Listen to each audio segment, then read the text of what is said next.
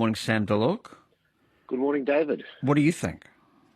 Look, David, firstly, the intersection needs to be upgraded. James Road, Old Belair Road gets tens of thousands of cars a day going through it, and indeed so does the whole Mitcham Hills Road Corridor. One thing that has concerned me is a lack of fulsome community consultation from the department. We had some initial consultation in February, March, but to date we haven't seen anything.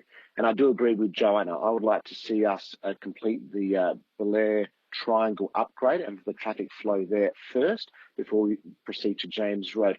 But of course, it's not just about James Road. We've got an investment, and I've been fighting for this now for many years, across the whole Mitcham Hills Road Corridor. And we should be looking at planning studies at Laffers Road, Main Road up in Belair, but also down the hill as well when it comes from 2 lanes past Blythewood Road into 1 lane past Mercedes and then to 2 again on Fullerton Road. It's actually the whole flow of traffic that needs to be looked at. And I suppose, as I said earlier in my remarks, let's look at the Belair Triangle fix first and then come back and look at that James Road intersection upgrade. Okay, for those of us who don't live up that way, what's the Belair Triangle? Sort of when you come up Old Belair Road and you hit the Belair shops, you've got the On the Run servo on your right hand side, and it's a bit of a triangle loop. So there's a lot of traffic flow from that area, and it's a real feeder. You know, they go down Old Belair Road if you take the right, or if you veer left, you go down Belair past Windy Point. So it's really one of the 2 intersections or 2 main roads to get out of the hills in the morning of a commute. And the other really important project, which we haven't had any community consultation on yet from the department, though promised, and I asked this in question time on Thursday last week to the Minister, is Brighton Parade, Shepherd's Hill Road and Waite Street up in Blackwood. Really busy intersection right near the Blackwood roundabout, and also needs a traffic solution.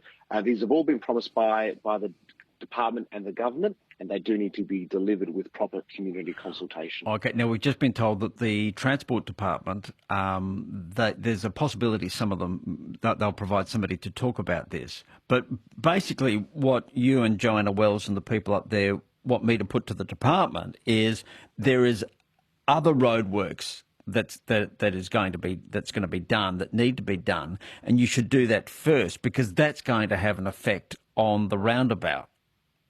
David, the department now for many years has had a road management plan. The first one started in 2005. The last version was in 2015.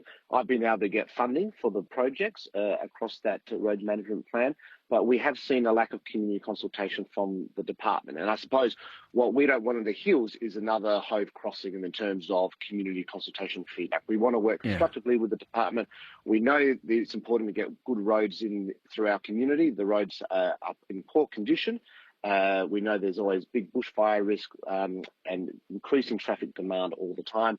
So let's do it right, let's do it properly, let's do it once. Right, but what you're saying is that there's no sense in spending $20 million on the roundabout at Old Belair and James Roads and cutting down 288 trees until you've sorted out these other traffic issues in the Belair Triangle, because that's going to have an effect on the roundabout.